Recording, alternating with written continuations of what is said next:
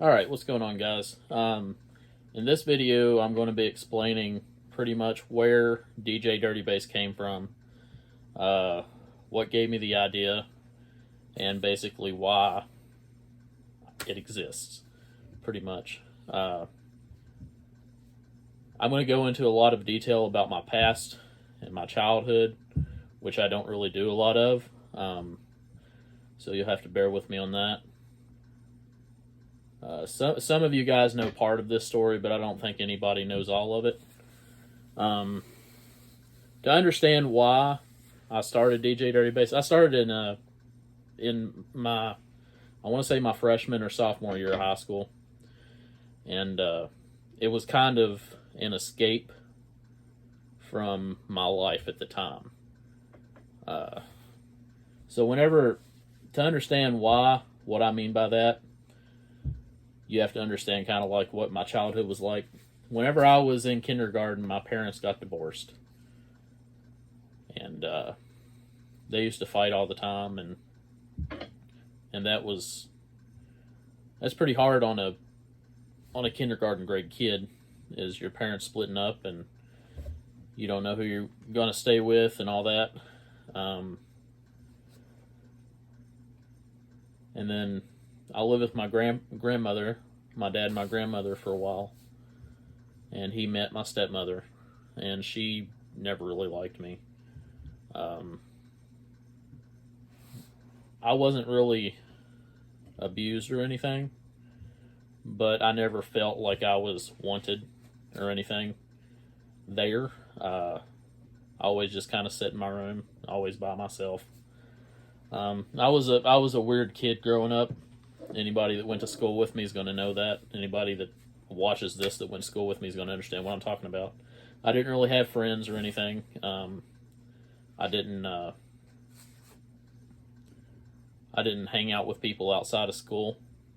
I was just kind of there, and I never really fit in anywhere. I was like an outcast, basically. I had friends and stuff, but we didn't really hang out outside of school until like the senior year. But me and my friend group was always considered the weird kids or whatever. And I was weird. I'm still weird. I'm socially awkward. I've always been socially awkward. Doing this is probably one of the hardest things that I've ever done. I'm not great in front of cameras. I'm not great at talking to people. If you've seen me at shows, you probably know that. And I try my best. And the DJ Dirty Bass has helped me a lot with that. So where did it come from? My introduction into car audio and bass was probably around the time I was 8 to 10 years old. My cousin, his name's Josh. He had a couple RE Audio 10s in a prefab box on a Crunch amp. I don't remember how big it was, but it was like your basic Walmart system prefab box, and I rode with him a couple times, and I knew that he had it, and I didn't understand what it was until I asked him like later on, but I always thought that it was cool, like the bass and stuff, everything vibrating. I always thought that was really cool, and until then I had never experienced anything like that. So that was about the time that I was 12 years old, and I got a pair of, I think that they were Sony XB headphones or whatever, and they had really good bass reproduction. I actually still have them, and they still work. I don't use them anymore, but I had a pair of those, and I would listen to dubstep music and stuff, and I tried to make dubstep music whenever I was like 13. I sucked at it, and I just never really took off. It was, none of the edits were very good anyway. So that was my first really introduction into trying to edit music. And then after that, I don't know if it was my cousin who introduced me or if I found it on my own, but I found Rebase Music, which back then it was mainly just Decaf and DJ Slow and Throw. I think that I found Decaf first because he was a little bigger and some of the YouTubers and stuff back then used his music and stuff, and but he always did kind of different music, not stuff that I had ever heard. And then I found DJ Slow and Throw, and I started listening to his music, and he had some rock and stuff, which was stuff that I like to listen to, and I thought it was really cool. So I reached out to him, and DJ Slow and Throw, which for those of y'all that know him, his actual name is Blaine Perkins. I found that in, I think, one of the car audio groups or whatever. But I figured out who he was, and I messaged him, and he actually gave me some videos that showed me how to rebass. And that's kind of still the same style that I did back then as what I do now. He used Audacity, and he showed me how to rebass on Audacity. And I still use Audacity to this day to rebass. The way that I do it, my style has changed tremendously since then. If you listen to my old packs and stuff, you can tell the difference between the old stuff and the new stuff, how it's changed and how it's improved in quality. Because I've learned a lot over the last 10 years on how to do it. But yeah, basically, pretty much DJ Slow and Throw kind of showed me how to do it, and Decaf, which is Chris Coffey, he showed me some stuff too, and he told me how to like export at 320 kilobyte per second and do the MP3 files and stuff like that. And that's kind of how I learned to do it, was from other people. And it's not, once you get the hang of it, it's really not that hard. The hardest part is honestly just learning how to do it. But once you get it, it's kind of like riding a bike. And whenever I started, I didn't start as DJ Dirty Bass. It was my name. For those of y'all that don't know, a lot of y'all do know, my name is Zach Pauley. And I started, it was DJ ZP at first. And I think I did like 20 songs under that name. I started off just bass boosting before I messaged Blaine, and then I learned how to rebass, and it was DJ ZP, which was just my name. And I was not very good. So all of those files are gone. I don't have them anymore. Some of y'all might have them. Some of my friends in high school that were bass heads might have them, but I don't. But once I started getting a little better, I wanted to do a different name. I wanted DJ Decibel, which doesn't sound very good, but I wanted to keep the DJ DB. So I posted on my Facebook, what is a good name that flows with DJ DB, and one of the suggestions was DJ Dirty Bass, and I thought that was awesome, so I stuck with it, and it stuck with me for 10 years. And the logo that I have is not my original logo. My original logo was a picture of, back then I had some RE, I think they were SX 18s.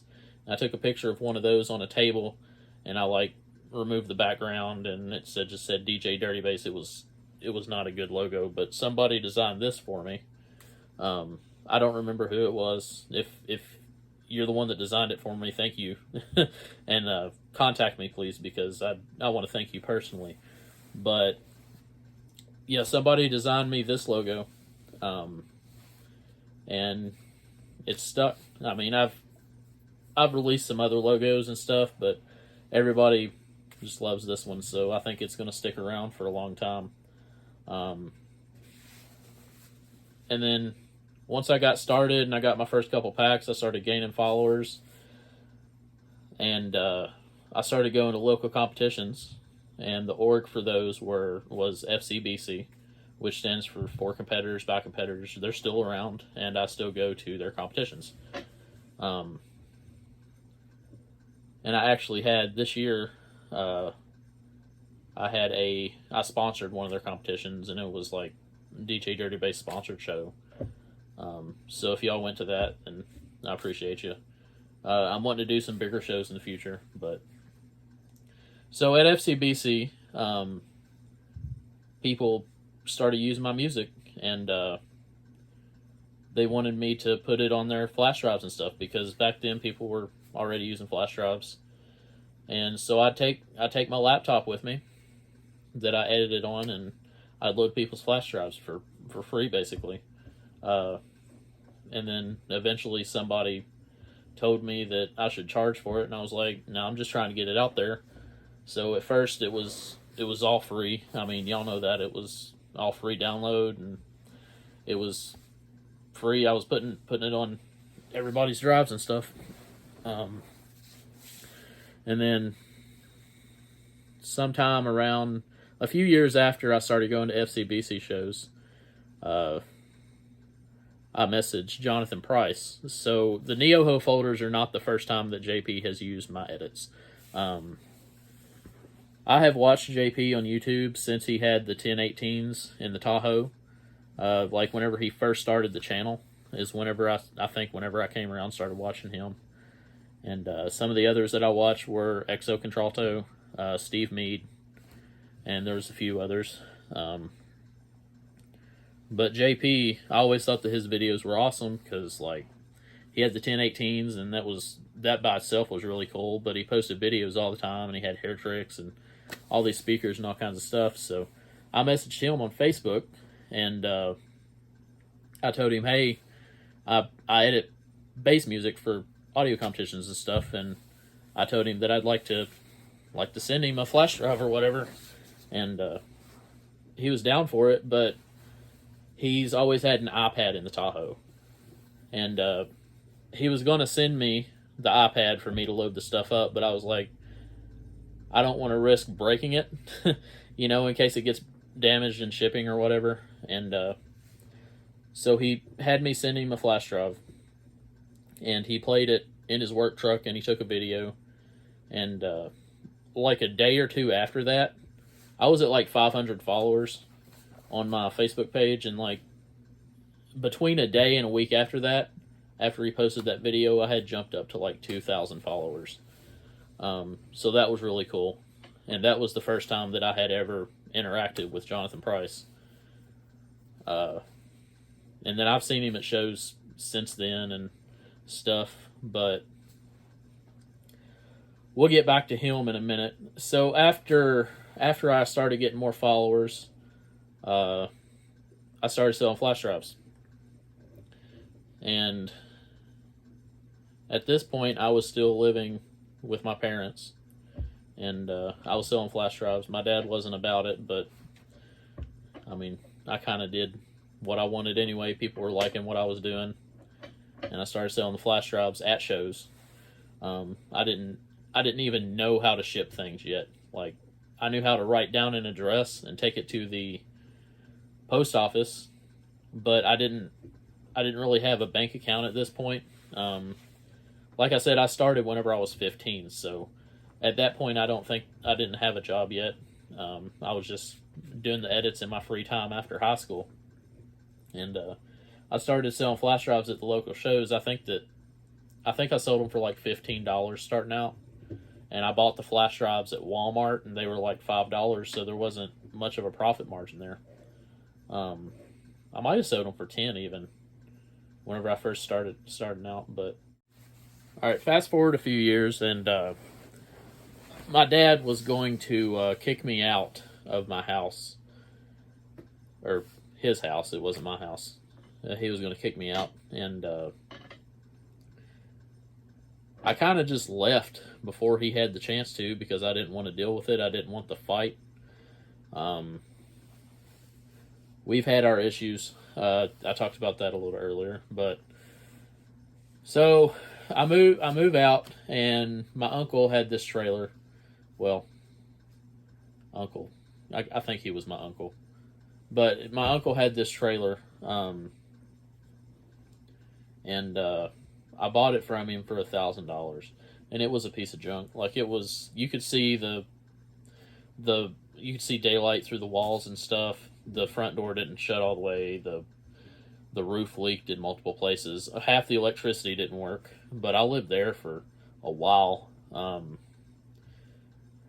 and that's just what I had, and I've never been fancy, so but I was doing DJ Dirty Bass, and I was editing the music, and I was posting the songs and stuff, and everybody loved it, and it was going great.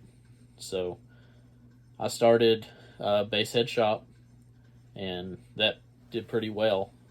Uh, Originally, the reason that I didn't do DJDirtyBass.com back then is because I wanted something that I could turn into an audio store.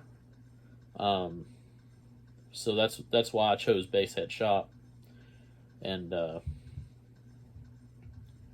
well, I stopped doing it for a while, and so I lost that domain name. So that's why I'm doing DJDirtyBass.com now, and eventually I will sell audio equipment. I'm actually talking to some people about that now. But so Basshead Shop did pretty well, and I went to my first Slamology while I was living there. I think it was 2017 or 2018. And that was my first, like, lick, I guess, what people call it. But I think I made like $2,000 in one day. And that was insane for me. Like, and everybody was like, holy crap, you're DJ Dirty Bass. And I've been using your music for, back then it was like 4 years. And I was like, oh, cool. I appreciate the support. And it was just unreal to me that all these people at Slamology, I mean, I knew people was using my stuff, and I knew that I had followers and I had people commenting, but whenever you actually see people playing your edits, it's completely different than seeing it on the internet. And I appreciate every single one of you guys, for real, because y'all kept me going. And it was cool seeing people, you know, that you had never met before that are appreciative of what you're doing and stuff. And it really means a lot to me. It really does. It still to this day does. So I appreciate you guys. I'm getting emotional here. All right, so Basshead Shop is whenever I started doing stickers and decals and stuff, I believe. I think I had some stickers before I started the website, like those little 2-inch stickers that everybody has. So I found a supplier for those, and they're pretty cheap. I think they cost me about 4 to 6 cents a piece to make, or to buy. I buy those in bulk. I buy usually, back then I was buying like 1,000 at a time or 500 at a time, but now I buy them 5,000 at a time because they go pretty quick. I put 5 in every flash drive packet thing. I have these little baggies. Before I didn't have that, I was just shoving everything in the bubble mailer and sending it off, but I package everything up really nicely now. If you've ordered from me, you know. I also had float towels. Somebody helped me make the first set. I believe his name is Will Landreth. He helped me with the first set of float towels that I made. I still have some of those too. I guess I need to take them to shows and try to sell them, but they have the old website on them, so that's why I don't have them on my website. But I now have, like, I think 6 different float towels. There's 3 different designs, and then I have a colored one and a white one of each one. But that was whenever I started selling merch and stuff. And then in 2019 or 2020, I quit because I had met my wife, and I got married, and we bought a house. I had a vehicle of my own and stuff, and which I had before, but I was trying to start a life with her, and I wanted to stop for a minute. And there's other reasons that I stopped. I'm not going to go into details about it, but yeah, I stopped for 2 or 3 years, I guess. I think it was like 2.5 years I stopped releasing and edits and selling flash drives and stuff. Because I had a good job. I still work at the place that I've worked since then.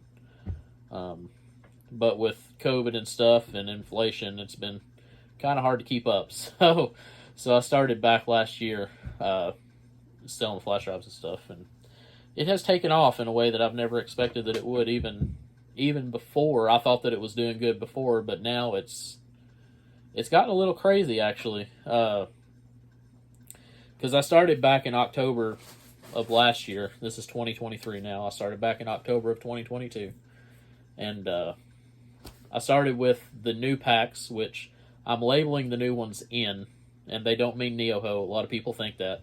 The in packs, the in just means new. Like it's the new stuff from since I've quit and started back. So before, I think I had 14 packs, the 3 subsonic packs, competition packs, and then the new demo music packs are labeled in 1 through currently 8, and I'm actually working on 9. I haven't posted all of 8 yet.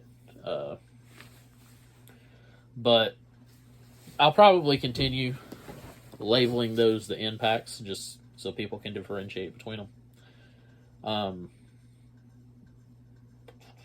So October of last year I started back.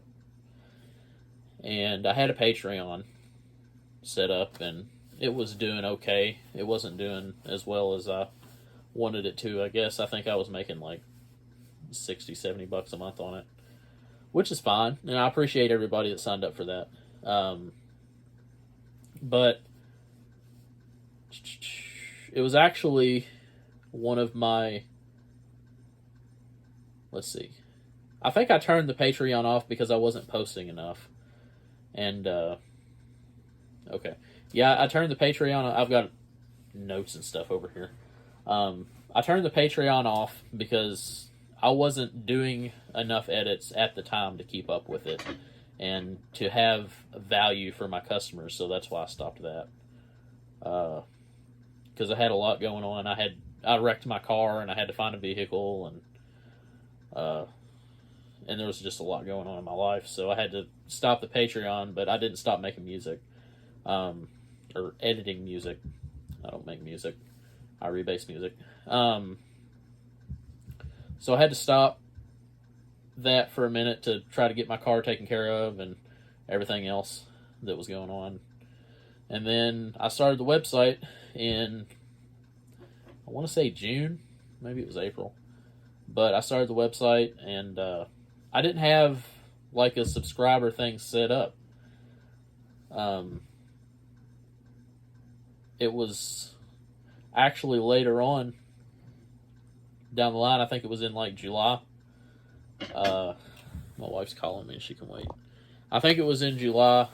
I set up the subscribers, and the reason was because somebody was hating on flash drives on my page, and they said, "Oh, well, flash drives are old and nobody uses them anymore," which is incorrect. I sell a lot of them. But somebody said, "Oh, well, he's using that to steal people's music. The subscriptions is the future." And I was like, you know what? Maybe I should do subscriptions. And my wife was like, "I can set it up on the website." So we set that up because of a hater, So, haters make you famous, but in this time, a hater improved my business. So thank you for that, if that was you. Anyway, we got cut off there for a second. But I was about to talk about Jonathan Price some more. So, Triple Fest was my first big show this year, and JP was there, and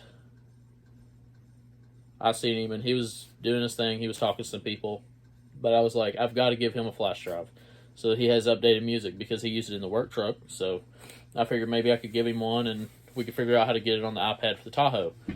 So I gave him one, and he was busy, so I just kind of handed it to him, and I said, "Here, take this and see if you like it." And I went on my way, and he went back to what he was doing. And so I messaged him about a week later, and I was like, "Hey, how do you like that flash drive?" And I don't remember what all was said, but he eventually he asked me if I could do some edits for him, and I was all about it because he gets all kinds of like views and stuff on that Tahoe. He's got a lot of eyes on it. Everybody gets a demo from it. So that's where the Neo-Ho packs came from. And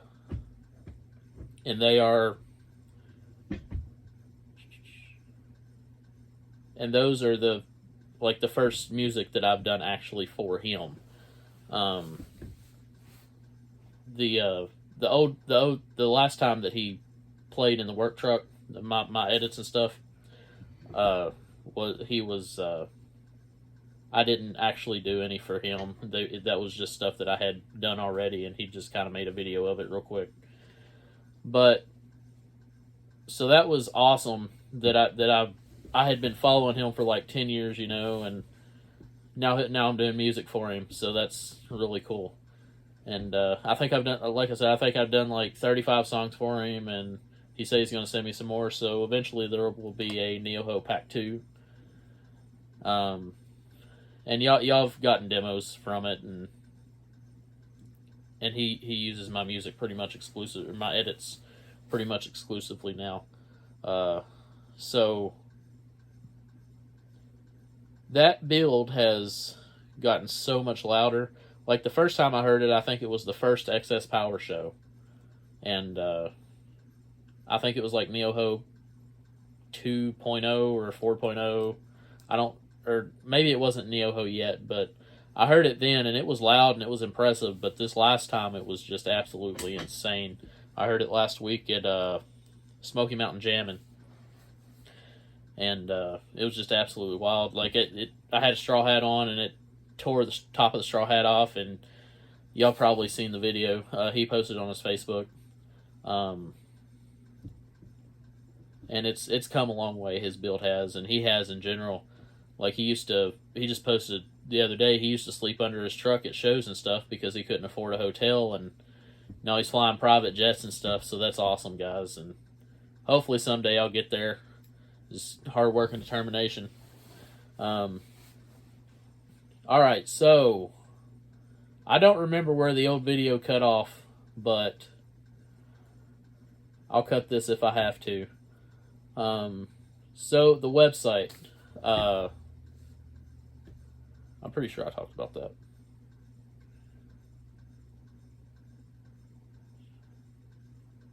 Alright, so Triple Fest, I started editing for JP.